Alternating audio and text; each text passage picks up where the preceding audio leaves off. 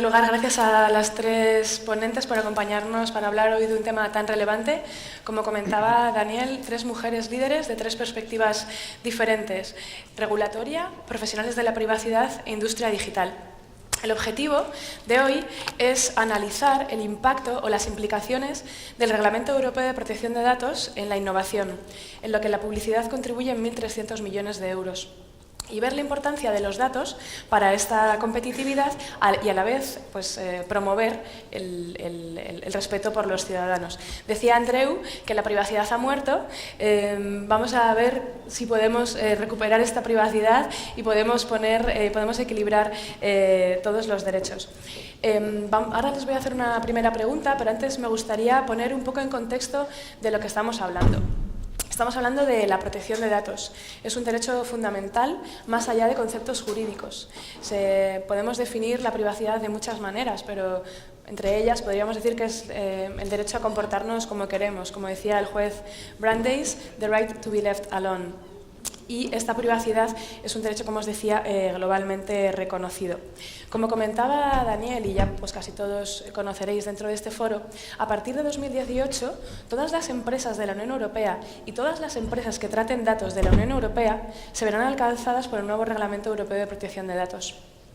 Cualquier web del mundo, cualquier app del mundo que sea visitada o descargada por un usuario tendrá que cumplir con esta norma estricta y prescriptiva. Por lo tanto, digamos que se amplía este ámbito territorial.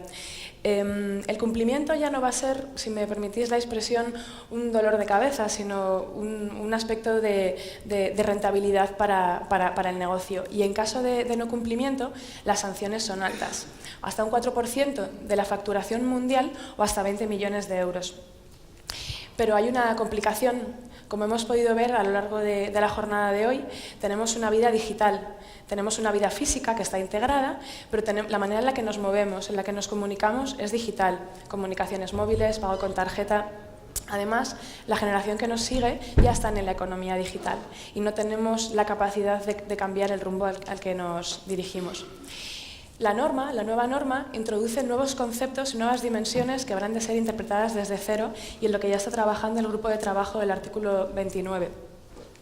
Ampliación del ámbito territorial, que luego nos explicará la directora, redefinición del dato de carácter personal, incluyendo los identificadores únicos, refuerzo del consentimiento, privacidades del diseño por defecto. Bueno, muchas de estas obligaciones son nuevas y lo que requerirá una curva fuerte de aprendizaje. Con el reglamento en la mano hay casi 40 acciones que hay que llevar a cabo, pero hay oportunidades. Entre los elementos positivos que incluye el reglamento, una mayor armonización, un enfoque basado en riesgo, es decir, el cumplimiento ya no será negro o blanco, sino que se basará en la peligrosidad o no de estos tratamientos. Es decir, hay oportunidades dentro de este reglamento que, digamos, tiene una filosofía proactiva, que trata de promover un poco la cultura de la privacidad. Otro de los elementos que incluye el reglamento es la promoción de códigos de conducta, sobre lo que también me gustaría preguntar a la directora. El 2018 es el nuevo año cero y a partir de entonces tenemos unos cuantos meses para actualizarnos.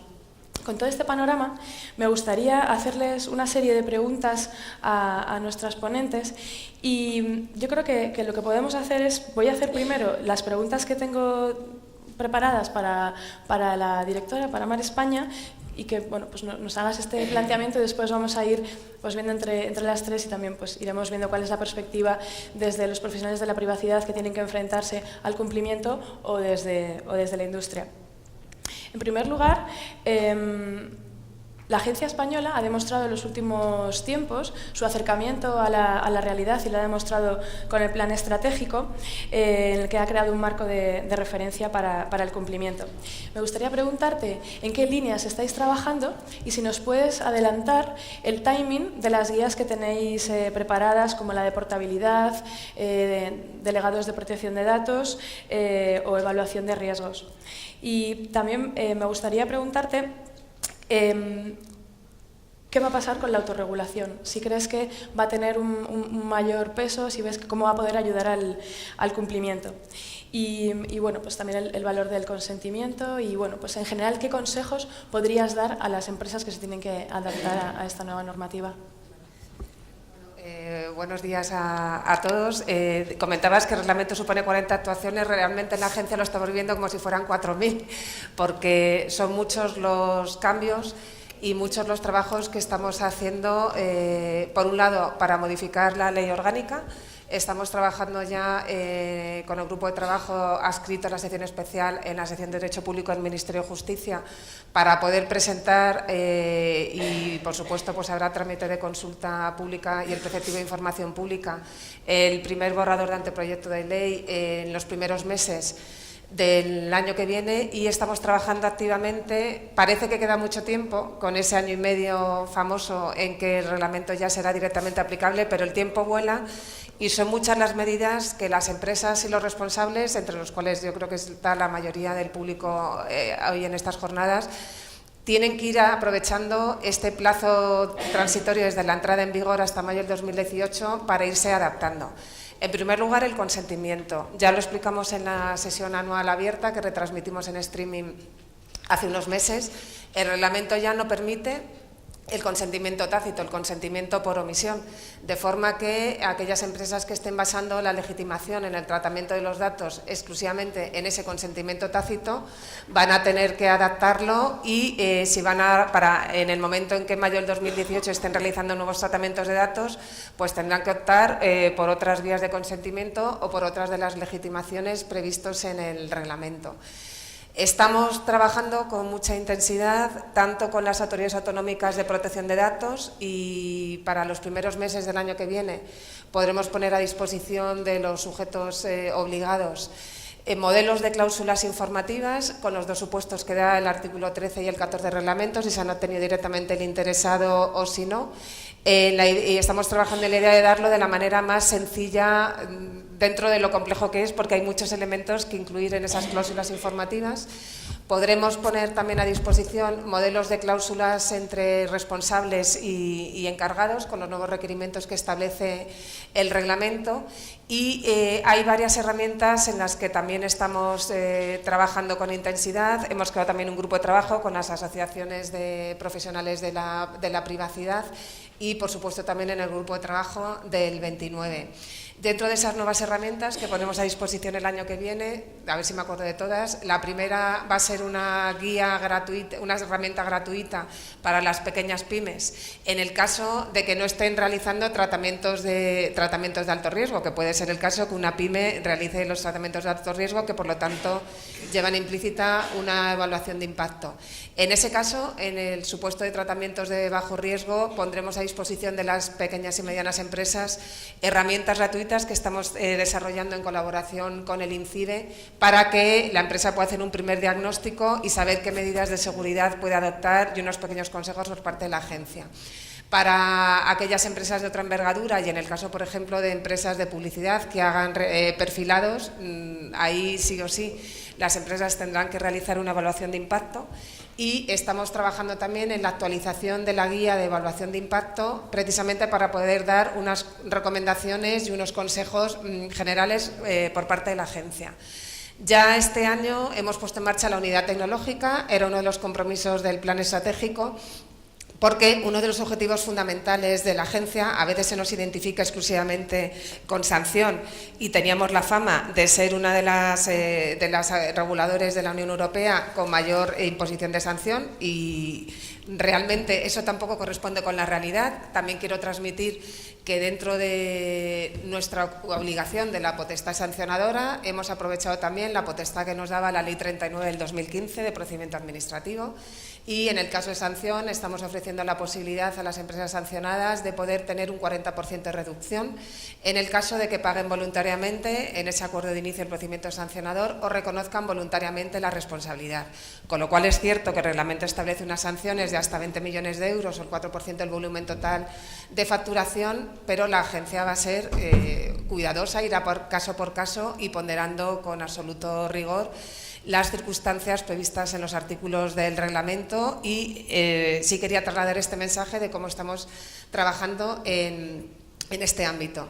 Con el tema de los delegados de protección de datos, que es una figura muy importante, también estamos trabajando con el organismo que tiene las competencias en materia de certificación para poder dar unos criterios claros y unos criterios comunes desde la agencia a efectos de aquellas entidades que estén certificando a delegados de protección de datos o procesos o servicios que estén desarrollando las diferentes empresas. Y un tema importante, espero que no me haya quedado sin resolver ninguna de las preguntas que has planteado, Paula, es el tema de la autorregulación. El reglamento establece algunas mejoras y unas vías que yo creo que puede ser muy importante que exploremos y que profundicemos conjuntamente, tanto las empresas como en la agencia, como es el caso de la autorregulación prevista en los códigos de conducta. Yo creo personalmente que todo lo que pueda ser que el sector se autorregule, ahora mismo en el código tipo que tenemos aprobado en materia de publicidad hay casi 2.000 empresas y entidades adheridas. Yo creo que es un dato positivo que poner en valor y creo que podría ser una de las iniciativas importantes en este ámbito de mercado, donde por los datos que tengo la publicidad online ha crecido un 25% respecto al año anterior en datos del primer semestre. Todo lo que pueda significar que las empresas estén dando confianza y seguridad al cliente online a través de la protección y la privacidad es un dato importante. Por los datos que manejamos del INE, el 44% de los usuarios de Internet no estaban utilizando la posibilidad de compra online, precisamente por ese temor a que se pudiera interceptar los datos, sus datos bancarios, etcétera. Y una de las actuaciones que vamos a desarrollar el año que viene va a ser una guía sobre las compras seguras en Internet y lo vamos a hacer en colaboración con INCIBE para poder ofrecer también herramientas de seguridad y con la Agencia Española de Consumo, AECOSAN, para poder ofrecer conjuntamente y potenciar con las competencias de cada entidad. Y una guía también sobre la publicidad, con lo cual eso creo que puede ser importante y todo lo que pueda ser aprovechar esa actualización del código tipo en un nuevo código de conducta por parte del sector, donde se pueda incluir la posibilidad de autorregulación y el hecho de que ante una posible denuncia por una posible infracción en materia de cumplimiento de normativa de protección y privacidad, el ciudadano pueda acudir voluntariamente a esos mecanismos de autorregulación y la empresa, dentro de esos esquemas, pueda resolver el conflicto, el problema en primera instancia y no haya que acudir a la agencia y, por tanto, a la potestad sancionadora, yo creo que mucho más importante que la sanción es precisamente que a través de actuaciones en materia de prevención podamos evitar precisamente ese tema y todo el sector tiene mi compromiso que en lo que podamos ayudar desde la agencia en favorecer la competitividad de nuestras empresas y el crecimiento del sector a nivel electrónico, tanto para los usuarios consumidores de Internet como para que las propias empresas de nuestro país se vayan animando a ir comercializando sus productos o servicios a través de las páginas web, podéis contar con nuestro compromiso y nuestro apoyo. No sé si me he dejado algo más. Pues de momento no, voy a haber más preguntas. Muchas gracias, Mar. Desde IAB, como ya sabes, estamos trabajando en un código de autorregulación junto con autocontrol para todo el tema de publicidad digital, con lo cual, bueno, pues agradecemos esa mano. Bueno, pues seguimos, aunque luego podamos debatir un poco más. Me gustaría preguntarte a ti, Cecilia, como responsable de Pfizer para Europa, nada más y nada menos que una farmacéutica con la complejidad que puede tener en el tratamiento y además como presidenta de la Asociación de Profesionales de la Privacidad, este nuevo papel del DPO, del Data Protection Officer, que es obligatorio para las administraciones y para las empresas que traten datos de observación habitual y sistemática de los interesados, es decir, parte del sector en el que trabajo, ¿cuáles van a ser las principales labores de este nuevo rol? Y bueno, pues ¿cómo crees tú que se va a acoger y qué relación va a tener con los demás profesionales de privacidad? Muchas gracias, Paula, y muchas gracias por habernos invitado a estar aquí con vosotros. El papel del DPO, con independencia de que se hayan fijado una serie de criterios específicos, que son los que has mencionado, para hacerlo obligatorio en el sector privado, creo que casi es lo de menos. No creo que ninguna empresa se pueda permitir no tener profesionales de estas características con independencia de que casen o no los criterios con lo que establece el reglamento. La privacidad no ha muerto. La privacidad está directamente implicada en nuestra sociedad digital y hay que poder gestionarla. Y eso implica un cambio de cultura, y los cambios de cultura implican cambios de personas.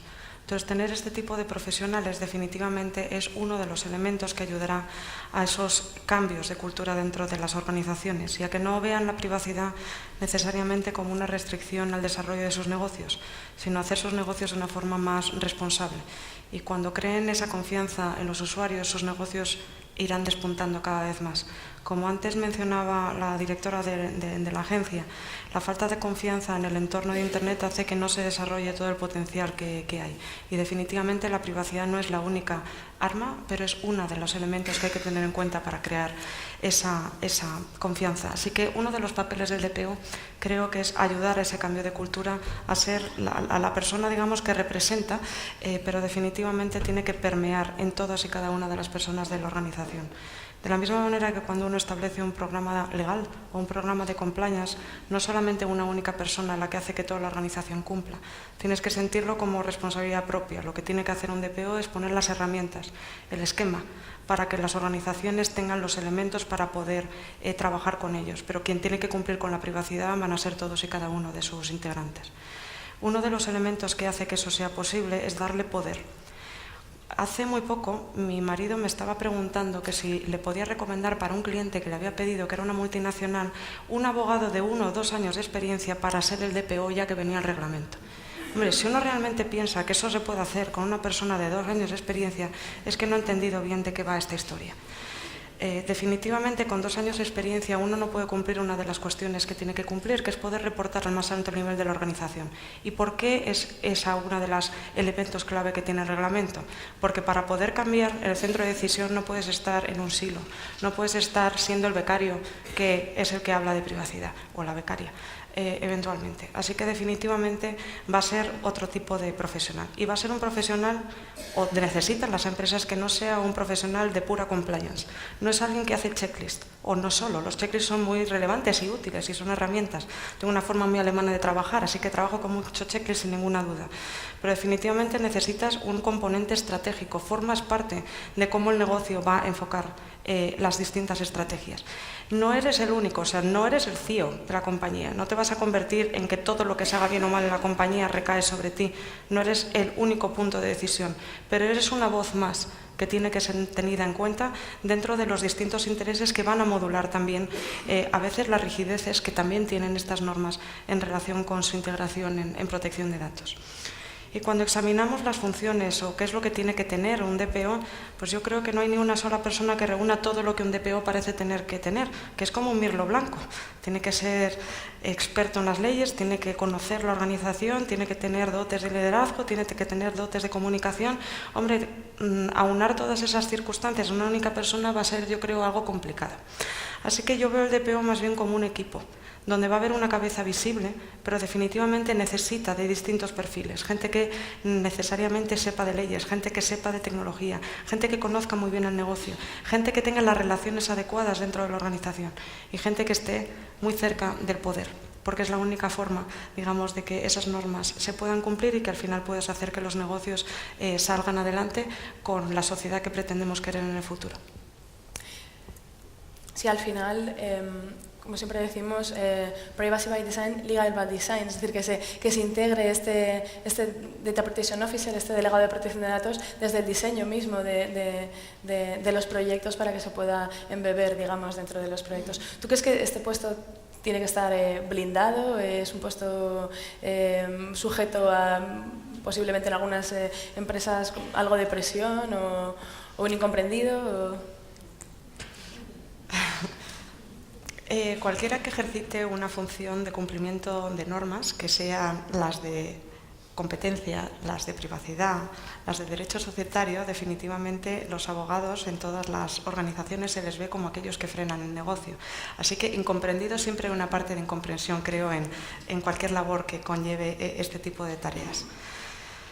Ahora, blindarlo. No creo que necesariamente sea una buena idea, porque no me parece que tenga mucho sentido que las empresas, con tal de evitarse el blindaje, acaben contratando DPOs externos que no necesariamente les van a dar las mismas funciones. Con esto no estoy diciendo que el DPO tenga que ser interno siempre, pero creo que desviaría la potencialidad de los DPOs internos el hecho de que pueda romper más fácilmente un contrato de prestación de servicios que un contrato laboral con una protección especial. Creo que eso no sería necesariamente, no conseguiríamos, creo, el efecto que eventualmente se pretende conseguir con el blindaje. Al final, su blindaje está en poder estar alto en la organización, el tener poder y tener un buen seguro. Una de las primeras cosas que hice al llegar a Pfizer fue preguntar sobre si mi trabajo estaba cubierto por el seguro de los directivos de la compañía, porque soy directiva en la compañía, y así es. Y eso también es relevante para uno tener un poco más de tranquilidad de que no todo lo que ocurra mal en privacidad eres el único responsable, no eres un policía, porque no puedes serlo, igual que no lo es un departamento legal. Tu labor no es ser un policía, es ayudar al negocio a poder incorporar los cumplimientos de las normas y, en este caso, de la tecnología en cómo se elaboran los negocios. Muy bien, gracias, Cecilia. Bien, pues ahora vamos a pasar al lado de la visión de negocio. En este caso, Elena. Bueno, pues estudios de la Unión Europea establecen que el valor de los datos para 2020 va a ser de 1 billón de euros anuales. BBVA es una empresa que ahora mismo está en plena transformación digital y que creo que está liderando todo lo que es el uso inteligente de datos. Lo habéis demostrado con estudios como el que hicisteis en su día con el Ayuntamiento de Madrid para el tema de turismo, o el de ODAIL que habéis hecho con México para ver todo el tema de la resiliencia en casos de emergencia. Para ti, que estás lidiando o tratando datos todos los días, ¿qué papel o qué importancia tienen los datos para el desarrollo de la sociedad, para el desarrollo de la industria? Y por otro lado, ¿qué problemas ves que una normativa de protección de datos, qué stoppers ves que se puede provocar con este reglamento? Muy bien, haces dos buenas preguntas, Paula. A ver, me gustaría empezar diciendo que realmente qué valor tienen los datos, ¿no? ¿Por qué son importantes en la economía digital o en la economía sin más? Porque la digital ya creo que no toca mucho, ¿no? O sea, al final los datos lo que te permiten es hacer visible cosas que son invisibles, ¿no? Estaba pensando ahora mismo que, por ejemplo, yo no os veo a vosotros con la luz, pero siento que estáis ahí por Twitter y por WhatsApp. Entonces, realmente los datos hacen que las cosas que no se ven se puedan sentir de otra manera, ¿no? Entonces, al final, lo que tenemos que conseguir es que esas cosas, ese conocimiento, sirva de algo para hacer la vida mejor a las personas. Y yo, sinceramente, creo que eso va a ser así, que no hemos visto nada, y si no lo creyera no podría seguir trabajando en este tipo de cosas. Entonces, al final, vemos empresas digitales que son exitosas en el mundo, y para mí es que todas ellas tienen un modelo de negocio que está basado en cómo gestionan los datos. O sea, en cómo tienen al final algoritmos que están rodeadas de una muy buena experiencia de cliente, que al final resuelven un problema a la gente, ¿no? Os pongo un par de ejemplos de típicas empresas de las que hablamos todos, ¿no? Pero bajo la perspectiva de cómo usan los algoritmos. Por ejemplo, antes ha salido el tema de Netflix, ¿no? Netflix, que podría parecer como que es una empresa tipo videoclub, donde tú ves lo que quieres cuando quieres y tal, resulta que el 80% del contenido que se ve a través de Netflix es recomendado por su algoritmo de recomendación. Es decir, solo un 20% de lo que ve la gente en Netflix realmente es buscado por personas de forma proactiva, ¿no? Entonces, al final, yo no decido lo que veo. Netflix sabe lo que yo quiero ver antes de que yo lo sepa. Esta empresa invierte 150 millones de dólares cada año en ciencia de datos para mejorar este algoritmo de recomendación. Entonces, realmente su modelo de negocio es un algoritmo y una muy buena experiencia y conseguir que ese algoritmo se retroalimente de datos. El caso de Amazon es muy parecido. Podría parecer que el éxito de Amazon es porque tiene una plataforma, porque conecta vendedores con clientes, porque tiene un esquema logístico buenísimo, sin duda. Pero el momento en el que Amazon empezó a despegar fue cuando implementaron el filtro de recomendación que dice qué te podría interesar, porque a otros cientos de miles de personas como tú les interesó un producto. El año que introdujeron este filtro colaborativo, que es otro algoritmo, aumentaron ventas un 30%. ¿No? O sea, tenemos un montón de ejemplos, no sé, el caso de LinkedIn, ¿no? LinkedIn, que era una red social que no usaba casi nadie hasta que introdujeron el algoritmo de gente que podrías conocer. Ese algoritmo hizo que Netflix empezara a crecer y que la economía de red empezara a funcionar dentro de... Entonces, al final, estas empresas, todas ellas, son data-driven porque utilizan los datos para tomar mejores decisiones y porque automatizan procesos en base a datos. Entonces, para mí, ser digital es ser data-driven sí o sí. Entonces, ya es que el valor del dato es inherente a la economía digital. ¿Cómo estamos intentando en BBVA poner en valor los datos, ¿no? Y ahí, bueno, quería simplemente aclarar que BBVA Data Analytics es una spin-off de BBVA, 100% grupo que trabajamos para intentar ayudar al banco a dar un paso adelante en cómo pone en valor los datos a beneficio de los clientes y de la sociedad. Entonces, lo hacemos de muchas maneras, ¿no? Primero, pensando en los propios clientes del banco, donde, por ejemplo, toda la información que todos vosotros tenéis en vuestro banco online realmente está puesta ahí como una lista de transacciones donde realmente hay poco conocimiento y si quisieras tú hacer un poco de analítica tendrías que bajarte un Excel todos esos movimientos, decir, oye, pues este año he gastado más en colegios o más en gas o tal. Yo sinceramente creo que los bancos podríamos hacer mucho más por la información que damos a nuestros clientes de cómo son sus finanzas, pero incluso para que hubiera cosas de las que directamente no se tuvieran que preocupar, ¿no? O sea, ahora mismo, por ejemplo, si a mí me llega un recibo de una utility que es atípicamente alto para mí, para mi propio comportamiento, no me avisa nadie, no me avisa el banco, no me avisa la utility, pero los datos están ahí y este análisis se podría hacer para informar a la gente o para simplemente decirle, mira, todo va bien, no entres en el banco, no entres en la cuenta online. O sea, todo el mundo dice que lo que hay que coger son los minutos digitales de la gente. Nosotros tenemos proyectos que están intentando restar minutos digitales de la gente en la banca online porque eso significa que pueden tener un poco de paz mental, ¿no? Que también es importante, ¿no? Al mismo tiempo que intentamos eso, pues quitar fricción con lo que es tener que estar mirando día a día cómo son tus cuentas, creemos que hay mucho que se podría hacer para recomendar a la gente a cumplir sus objetivos, ¿no? Si tú quieres hacer un viaje el año que viene, no sé, a Nueva York o estudiar un máster, el problema que sueles tener es que lo que necesitas que alguien te recomiende para poder conseguir ahorrar ese dinero va en contra de tu satisfacción mañana, porque igual no me puedo ir a cenar y tengo que ahorrar para hacer ese viaje, ¿no? Entonces, ¿cómo tú recomiendas a los clientes y consigues que esas personas se comporten de acuerdo a sus objetivos futuros? También lo veo un reto de datos, claro. Y por último, termino que me enrollo, los proyectos que has comentado tú son iniciativas que nosotros llevamos a cabo más allá del dato personal, es decir, lo que he comentado ahora sería dentro de lo que son los contratos de BBVA con sus clientes, pero los datos anónimos y agregados tienen mucha vida y hay muchísimas cosas que se podrían hacer, no solo con los de un banco, sino juntándolos de diferentes industrias. Nosotros estamos intentando hacerlo con los datos de pago de tarjeta principalmente, tanto para, por ejemplo, dar a retailers información sobre cómo les va en comparación con su contexto, a retailers pequeños que hoy por hoy no acceden a información de calidad. Y por otro lado también estamos intentando demostrar a la sociedad que el uso de este dato pues puede ayudar a instituciones, empresas de turismo, no sé, gestores urbanos a tomar mejores decisiones sobre el entorno en el que vivimos.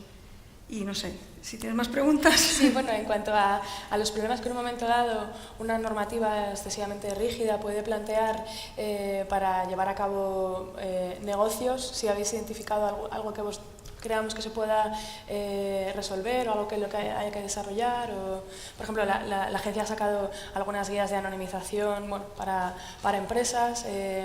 Bueno, pues no sé qué tipo de elementos, porque sí que es verdad que ANSIP en la Unión Europea han comentado que una de las 16 medidas del mercado único digital es la promoción del Big Data.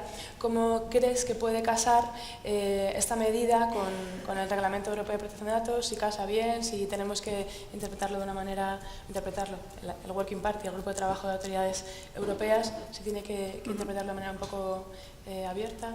O sea, aquí yo, la verdad, sinceramente, yo no he hecho un análisis, digamos, profundo de cómo es la regulación y cómo puede ser o no un stopper para ciertas cosas. Lo que sí lo vivo un poco en el día a día por la realidad de los proyectos y sí que tengo alguna idea sobre, ya la comentamos, sobre realmente cuáles son las cosas en donde me convendría avanzar un poco, a lo mejor ser más concretos. Lo que creo que es importante es que, y creo que ha salido aquí antes también, no solamente es un tema regulatorio, sino que hay unos temas que tienen que ver también pues, con la cultura, con la educación y tal, que si no se tratan de forma conjunta, al final no vamos a conseguir mucho solamente regulando, ¿no? Aquí se trata un poco de cómo juntas la protección con la innovación. Entonces tengo 10 puntos, sí, que os los voy a comentar muy rápido porque me parece que, o sea, es lo que yo en mi día a día percibo como temas que podrían ser a mejorar o a trabajar, pero ya digo que no tienen una componente claramente legal en todos los casos, ¿no? Entonces, bueno, los voy a comentar súper rápido. Los que tienen que ver más con cultura, educación y research, ha salido también el tema de lo que nosotros llamamos data literacy, ¿no? De que los ciudadanos tengan un entendimiento realmente de lo que implica el uso de sus propios datos, porque vivimos en un poco de esquizofrenia entre gente que, pues eso, pasamos totalmente de leernos los términos y condiciones, no leemos nada, damos todos nuestros datos, pero luego nos quejamos, por ejemplo, de que se usen los datos anónimos agregados para investigación en salud, lo cual yo creo que requiere un poco de trabajo en la formación de la gente, ¿no? También hay un tema de transparencia desde las propias empresas y los gobiernos sobre cómo se está utilizando los datos y la información, porque si no somos transparentes nosotros, difícilmente la gente va a confiar en lo que se hace, y esta parte educativa pues no va a funcionar. Hay una parte importante que también ha salido, que es la coordinación en cuanto a lo que es crear un Internet más seguro, que esto suena así como muy grandilocuente, pero realmente eso es un problema. Y lo que se ha comentado antes por aquí, creo que Paloma se llama quien ha comentado el uso de blockchain, yo creo que el blockchain va a ser seguramente lo que va a poder resolver que Internet sea realmente seguro. Tener un esquema de gestión de datos y de identidades distribuido va a ser la solución a que bueno, pues podamos estar más tranquilos cuando navegamos por la web. Y aquí requeriría también coordinación entre Europa y Estados Unidos, que no sé en este momento cómo de fácil va a resultar. Y por último también investigar un poco de lo que se habla mucho, que es el impacto que va a tener la inteligencia artificial en el mercado laboral. Sobre todo para ayudar a esos sectores a que se transformen lo antes posible, porque esto va a ser una cuestión de transformación. O sea, aquí no se va a acabar el mundo porque lleguen los algoritmos y tal, sino que vamos a pasar por un proceso que puede ser más o menos penoso de adaptación. Estas son las que para mí no son legales. Las que son más legales, las tengo al otro lado, tienen que ver con dónde se pueden guardar los datos y cómo puede haber flujo de datos libre en la Unión Europea. O sea, ahora mismo hay 28 regulaciones que se están intentando en cierto porcentaje aunar y tal, pero realmente la realidad es que hay 28, y ya no para las empresas que vienen a trabajar desde otros países, es que cualquier empresa europea que quiera tener una escala en Europa, pues tiene que tener 28 abogados, ¿no? Entonces las startups pues lo tienen muy difícil, ¿no? Concretamente, el tema de dónde puedes llevar los datos pues es relevante, ¿no? Porque, por ejemplo, nosotros, y es verdad que la banca es un sector muy regulado, cuando nosotros vamos a llevar datos a la nube, pues tenemos un montón de, no diría stopes, porque al final se puede hacer, pero sí retrasos por diferentes tipos de autorizaciones, de revisiones, etcétera, que al final, bueno, pues nos lleva meses subir un dato que quizás ni siquiera es personal, ¿no? Otro que ha salido también es el tema de la interpretabilidad de los algoritmos. O sea, yo creo que es bueno poder interpretar algoritmos, pero no hay que llevarlo a un punto simplista de que solamente los modelos que un humano entiende a la primera son los buenos. Hay modelos muy complejos, bueno, los que se utilizan en inteligencia artificial, etcétera, que pueden llegar a ser explicados, pero no son tan sencillos y funcionan mejor que los otros. Entonces, no vale solo con decir comprensible a un humano, me parece que es un poco corto. Y luego está el tema de la protección de los algoritmos. Ahí o sea, la posición, y yo defiendo un poco postura ya no de empresa, sino de usuaria, ¿no? La protección de los algoritmos debería ser una opción de las empresas. Es decir, hay veces que es mejor proteger en lo que has estado investigando un montón de tiempo, como puede ocurrir en Pharma, pero hay veces donde te conviene quizás abrirlo porque la comunidad te lo va a enriquecer, ¿no? Hoy por hoy en Europa esta opción no existe, ¿no? En Estados Unidos sí. Voy terminando, bueno, ya se ha comentado el uso de dato anónimo y agregado, que tiene mucha vida y que realmente no hay claridad sobre en qué casos hay posibilidad de hacerlo, ¿no? Siempre hay dudas, y cuando hay dudas en este tipo de cosas, pues hay retrasos, mira, ante la duda mejor lo dejamos y tal. Y por último, bueno, no, tengo dos cosas. Uno, promover las políticas de Open Data y no ver solo esto en el sector público. Hoy por hoy Open Data se ve como que los gobiernos tienen que soltar los datos. Creo que si las empresas realmente tuvieran incentivos a abrir sus datos, podría haber mucho avance en muchísimos aspectos. Lo que pasa es que hoy por hoy a una empresa abrir sus datos tiene más riesgos que ventajas. Es muy difícil. Nosotros hemos abierto datos en el BBVA y bueno, pues ha llevado años de trabajo y todavía, bueno, no diría que estamos en el mejor punto. Y por último se ha hablado también de lo que es la portabilidad de los datos, y aquí, de nuevo, ¿cómo es esa portabilidad? Es decir, ¿es con un PDF que te llevas a tu casa o es una API? Porque si es un PDF, eso no es portabilidad, ¿no? La regulación bancaria de pagos PSD2 establece que en 2018 los bancos tendrán que soltar sus datos vía API, de forma que los clientes podrán conectar aplicaciones de terceros y ya no tienen que dar sus passwords a los fintonics de turno, etcétera, lo cual para mí es un paso adelante, pero esto no es mandatorio para el resto de sectores. O sea, no es mandatorio el cómo. Yo creo que se podría avanzar ahí también. Siento haberme extendido, pero... Bueno. Gracias, Elena. Uno de los elementos que comenta Elena, este derecho de portabilidad que recoge el Reglamento Europeo de Protección de Datos, yo creo que quizás es uno de los más sofisticados. ¿Cómo, no sé si Cecilia, a lo mejor tú también como asesora de una gran empresa, como Legal Counsel, ¿cómo se puede hacer con este derecho de portabilidad para a la vez no trasladar este know-how propio de las empresas? Es decir, el nuevo reglamento establece que tenemos que facilitar a los usuarios los datos que nos han dado, pero normalmente en las bases de datos que tienen las empresas me imagino que es toda la información conectada, ¿no? Desde el dato personal con su nombre hasta la información que has generado de este perfil o de scoring o de lo que sea. ¿Cómo crees tú que las empresas van a poder lidiar con este derecho de portabilidad? O si crees que a lo mejor no va a ser un tema tan complejo, ¿no? Es un tema complejo porque no se sabe cómo se tiene que hacer y como decía Elena, cuando hay incertidumbre es lo peor que te puede pasar para poder cumplir con cualquier requisito. Los sistemas tal cual están ahora mismo concebidos no permiten cumplir con ese deber de portabilidad. Es imposible. Tienes que crear nuevos sistemas para ello o arreglar los que tienes. Arreglar sistemas que ya existen cuesta muchísimo técnicamente y cuesta muchísimo dinero y cuesta incluso cambiar dentro de la cultura de la sociedad, y más cuando estás pensando en sistemas que puedan ser globales y que no solamente cubran la región, en este caso europea. Así que esto va a ser un problema enorme, el poder tener que técnicamente esto vaya a funcionar. Pero además de identificar que eso va a ser un problema, primero tienes que saber dónde. Y eso tampoco es tan sencillo, porque la norma tampoco es tan clara en relación con cuáles son los datos que realmente tienes que poner a disposición.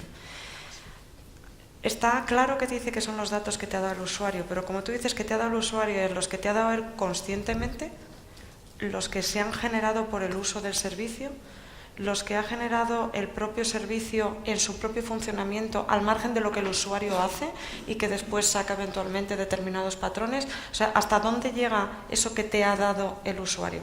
¿Es los datos del formulario inicial?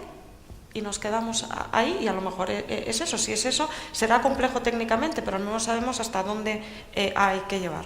Cuando uno piensa en la razón de por qué existe este derecho de portabilidad, se te hace muy difícil pensar si esto tiene alguna utilidad en depende de qué sectores o en depende de qué tipo de datos. Los datos de los empleados. ¿Qué tipo de portabilidad es la que tiene sentido darle al empleado? O sea, ¿por qué es importante que le devuelva los datos de qué? Los datos que te dio en su currículum, los datos que te dio para rellenar el contrato de trabajo, los datos que se generaron por las evaluaciones de los empleados. O sea, ¿hasta dónde va a llegar y por qué es necesario hacer esta especie de derecho de acceso muy sofisticado en realidad? Y que además es gratuito y que además te puede obligar a tener que dar esos datos a tu proveedor competidor y que además te puede obligar a dar datos que es tu propia propiedad intelectual. Entonces, que a mí me llama la atención que ese derecho se haya creado así y que no se hayan pensado en derivadas que son más allá de lo que es una transparencia, el impacto técnico que tiene para que sea una realidad y el impacto en propiedad intelectual. Me parece esencial y no me parece que eso haya formado parte de una reflexión. Sí, al final tiene muchas aristas. Esperamos que el Working Party, imagino que todos estos elementos, el grupo de trabajo de autoridades, esperemos que quizá pueda dar unas pautas en enero. Hay un tema que hoy hemos hablado, que es el tema de la propiedad de los datos. Sabemos que la protección de datos es un derecho fundamental, pero hay nuevas normativas que se están regulando en Bruselas, como la Directiva de Suministros Digitales o la Directiva de e-Privacy, que vienen a dar un mayor control a los usuarios, si cabe todavía, sobre sus datos. Digamos que la Directiva de Contenidos Digitales le da un valor monetario, establece que los usuarios podrán pagar en un momento dado con sus datos el uso de servicios. ¿Creéis que este es el futuro de los datos? ¿Creéis que casa bien con las reglas de privacidad? Porque también la directiva de e-privacy, que está ahora mismo, la de privacidad electrónica, que está siendo reformada ahora mismo, también digamos que si ya de por sí el reglamento es un reglamento que nos dota como usuarios de muchos derechos sobre nuestros datos, la directiva de e-privacy refuerza aún así más este marco. ¿Cómo creéis que se van a casar estos elementos y cuál creéis que es el futuro en este sentido? Empieza, ¿quién empieza? por lo que sabemos, la Comisión Europea va a presentar la propuesta previsiblemente en enero y entonces sería respetuosa hasta no tener la propuesta de la Comisión. Sí me gustaría puntualizar, porque habéis comentado los trabajos del grupo del 29. En el primer trimestre del año que viene sí que espero que podamos poner ya a disposición la opinión sobre los delegados de protección de datos, las evaluaciones de impacto y la portabilidad. Tomo nota de todos los temas que se han planteado, que creo que pueden ser de mucha utilidad, y vamos a incluir previsiblemente también en el grupo de trabajo, precisamente vamos a Bruselas el 12, una opinión también sobre el perfilado.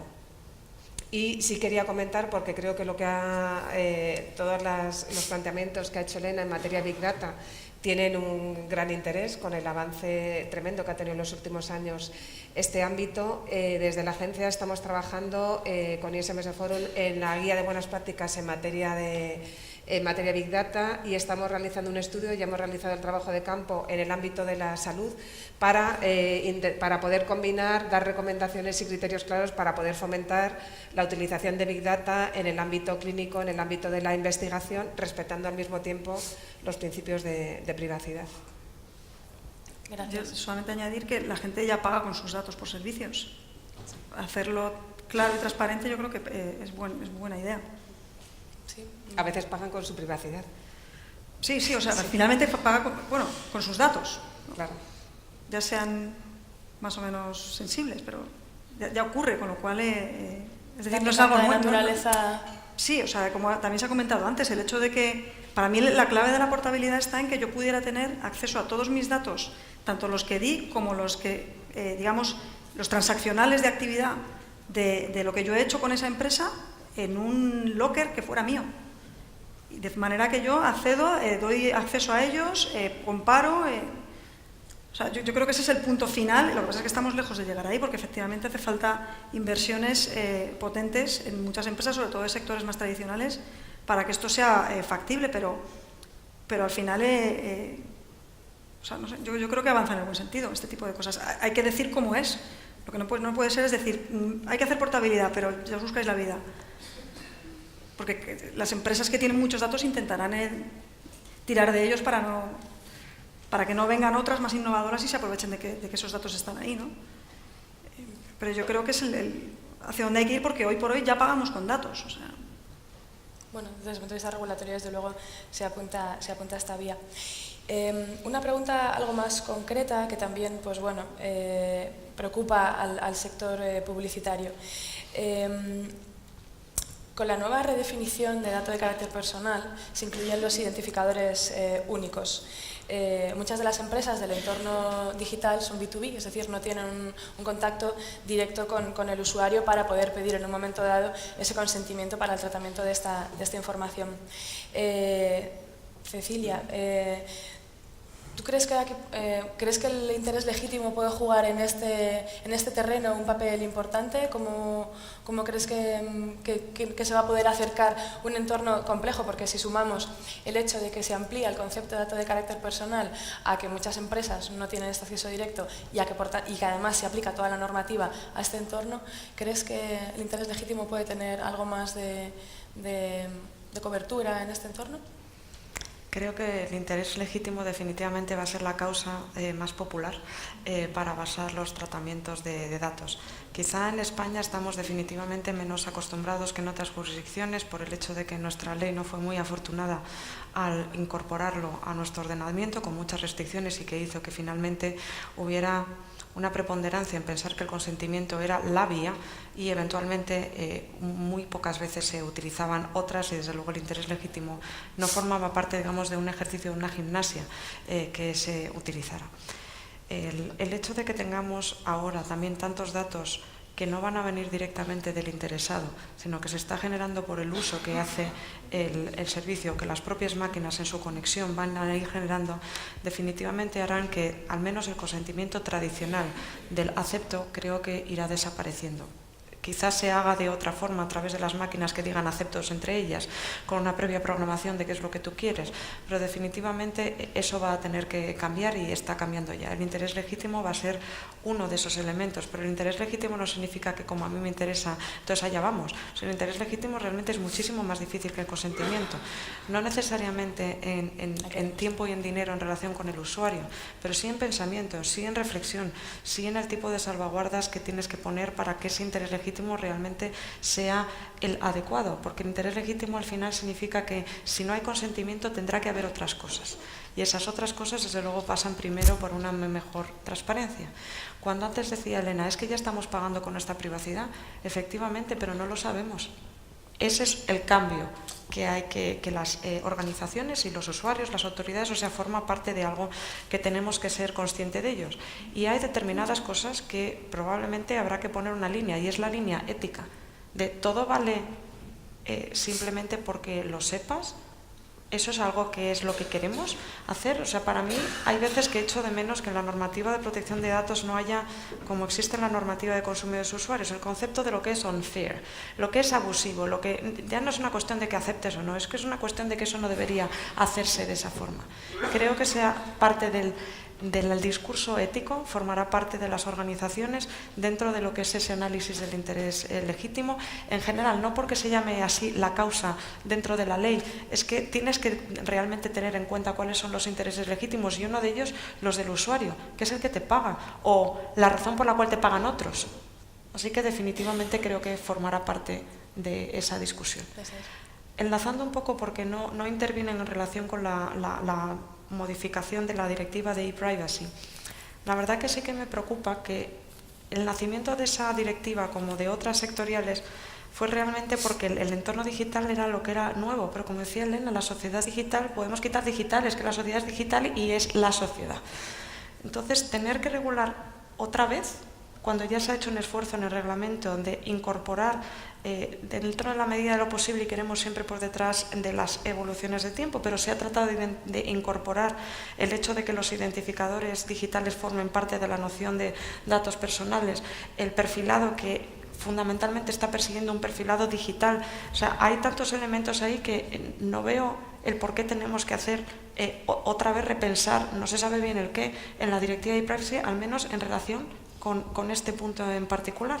Y cuando ya hemos visto un fracaso estrepitoso del consentimiento de las cookies, en cuanto a un opt-in me refiero. O sea, hay cosas que uno tiene que pensar más en quién está mejor dotado para conseguir el resultado, y no tratar de enchufar al responsable que es responsable, tratar de conseguir consentimientos. Creo que eso no es la forma de gestionar nuestra privacidad digital, que como dije antes, sigo pensando que es esencial en la vida en la que vamos a vivir. Está claro. Muy bien, pues muchas gracias a las tres. Tengo aquí una batería de preguntas larga para haceros, pero vamos un poco mal de tiempo, estoy viendo al secretario de Estado ya. Sí que me gustaría un par de, bueno, pues en dos palabras, yo creo que ética es una de ellas. ¿Cuáles son para vosotros las claves para equilibrar, entonces, de lo que va un poco al final el congreso de hoy, la competitividad con la privacidad de los datos, así como en dos frases, dos ideas? Pues yo recomendaría a las empresas del sector que se fueran adaptando lo antes posible a la normativa y a la nueva cultura de privacidad por defecto desde el diseño, que fueran actualizando consentimientos en los casos en que vayan a basar el tratamiento de los datos en esos casos, la evaluación de impacto e ir generando una cultura de privacidad en la propia empresa. Gracias. Compartiendo lo que ha enunciado Mar, me fijaría, entonces, dado el rol también que me toca hoy, en los profesionales. Incorporar no a becarios de 2 años, sino a profesionales que puedan ayudar a esos cambios de cultura, a poder elegir una tecnología que tenga sentido, ayudar a la privacidad por el diseño dentro de la propia organización, empezando por las personas. Pues yo diría, o sea, cosas que ya he comentado antes, ¿no? Transparencia por parte de quienes usamos los datos, educación para la gente y que se aborden problemas que son problemas reales para la gente. O sea, que intentemos crear servicios digitales que dan respuesta a problemas reales. Muy bien. Pues nada, muchas gracias a las tres por acompañarnos hoy a charlar sobre este tema y nos vemos pronto para seguir hablando sobre autorregulación y sobre cómo promover la cultura de la privacidad en las organizaciones. Gracias.